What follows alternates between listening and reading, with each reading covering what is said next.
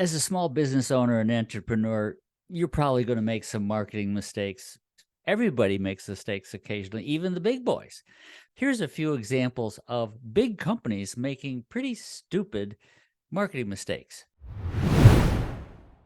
First one is Giant Foods. They came out with this ad during the pandemic when super spreading events was a dangerous thing with COVID-19. And they offered this plan a super spread special to go along with your Super Bowl viewing. This one is from Domino's. And the ad was titled Calling All Karens, meaning the average person. But in fact, if they were aware of social media right now, they would know that Karens sort of represent privileged white women who are complaining about non-complainable issues and demanding to see the manager. So here's Domino's calling all Karens. Another bad use of words in a commercial was Kraft Foods Send Noods. That's right, nudes, but not nudes, meaning without your clothes, but send noods, Noods, as in noodles. This was aimed at children, and parents across the country were upset that Kraft was suggesting that children send nudes across social media. This Pepsi commercial starring Kendall Jenner is just plain tone deaf and just in the worst possible taste. It's mocking political protests in general, and specifically this famous photo. Watch the commercial.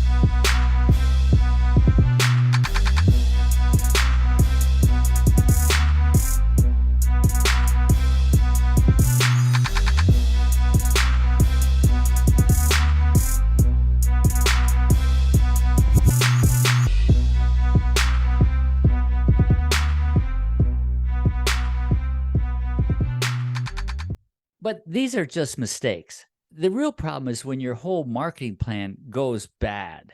There's one marketing campaign that wasn't just a dumb mistake. It's an illustration of how marketing can kill a company. It will show a confused concept with bad planning and poorly executed advertising. Rax was a roast beef chain, very similar to Arby's. They started out in Springfield, Ohio. An entrepreneur opened a small business with one restaurant selling roast beef sandwiches. The small business started out as a one fast food restaurant serving roast beef sandwiches, but it grew. At its peak in the early 80s, Rax chain of restaurants had 504 locations over 38 states. Rax was a roast beef chain similar to Arby's. Arby's purpose was plain, serving quality meat sandwiches. The successful "We Have the Meats" advertising campaign was attributed to much of their success. But they didn't take themselves too serious, and the Daily Show host Jon Stewart ended up making fun of them, but they went along with it, and their sales grew.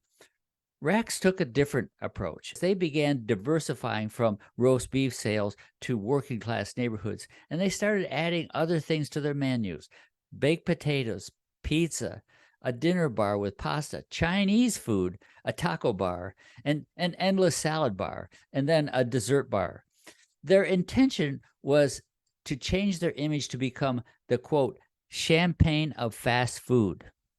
Here are some clips of commercials that Rax put out, and I want you to think about this. Are they communicating their strategic intent, and who is their audience as you watch these commercials? When you're getting hungry for a meal or a snack, you'll get a special sandwich. Stop in at Rax and say, "Pocket to me, baby." With a tasty taco in a pocket for only 99 cents, that's real easy to handle.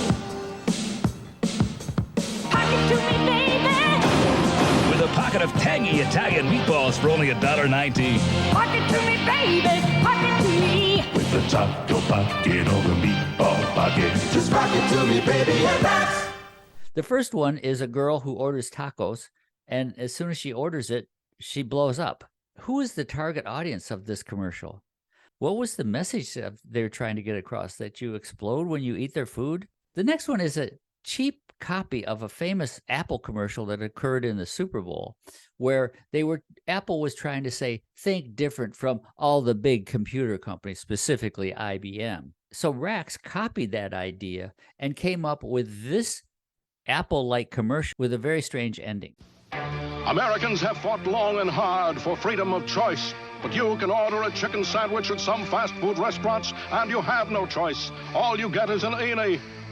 But at Rax, we've got an Eenie, a Meanie, and a Miney. The Eenie Rax Chicken Bacon Club, Meanie's Chicken Mushroom Melt, and Miney is the new Santa Fe Chicken. Nobody stacks up to Rax. Eenie, Meanie, and Miney. Where's Mo? There ain't no Mo. If that wasn't confusing enough, they then introduced a new spokesperson, Mr. Delicious. This was to compete with Ronald McDonald. Tell me if this spokesperson induces you to buy their sandwiches. Hello, I'm Mr. Delicious, the new spokesman for Rax Restaurants. My job? To encourage you to enjoy tasty, affordable meals in a more mature dining environment. I know what you're thinking. He's a cartoon, and cartoons are mostly for people who wet their pants. But not Mr. D. He's a special cartoon for adults. And Mr. Delicious always carries this briefcase. Contents? Watch for me and visit Rax. Tickety-dee. Wait, it gets even worse. Here is Mr. Delicious ordering a sandwich after he implies that he's had a vasectomy. Well, hello, Mr. D again. Our subject? Value Express combos at the Rax drive-thru. These tasty delights are priced in low, even dollar amounts. So there's no change. That's just grand, because Mr. Delicious just had some rather delicate surgery. If there's no change, he doesn't have to squirm so much to put it back in his pocket, now does he? He just grabs his combo and drives ever so slowly over the speed bump. Tickety-dee. Now, do you want to eat at Rax? No. The disjointed and confusing marketing of Rax killed their business. From hundreds of stores in almost 40 states, they drove away their core clientele, working class customers. Who were they marketing to? Teenagers? People who want to be seen as different and cool? Boring middle-aged men who have had vasectomies? I'm totally confused by what Rax was doing, and so were their customers. So what can we learn from Rax? As small business owners and entrepreneurs, we have to ask ourselves 4 key questions. One is, what is our core business? What is our niche? Rax had a great roast beef sandwich, but then they left their core business and tried to tell people they were something else. Second one is, who are your customers? They had a very clear customer base that they had focused on and grown, and this was a very supportive customer base. And then they started trying to appeal to everyone else. except their core base, and they lost that core customer base. The third question we need to ask ourselves as small business owners, how does my core business solve a problem or otherwise serve my customers? The message has to be clear. This is what I'm giving you, and here's its features and benefits, and here's the problem I'm solving for you or the opportunity I'm giving you. These things with Mr. Delicious and blowing up teenagers and marching people in prison, I don't know what they were trying to communicate. The fourth question is, how can my marketing explain my business to my customers? In other words, where's the beef? It certainly is a big bun. It's a very big bun. Big fluffy bun. It's a very big fluffy bun. Where's the beef? Some hamburger places give you a lot less beef on a lot of bun. Where's the beef? At Wendy's, we serve a hamburger we modestly call a single. And Wendy's single has more beef than the Whopper or Big Mac. At Wendy's, you get more beef and less bun. Hey, where's the beef? I don't think there's anybody back there. You want something better. You're Wendy's kind of people.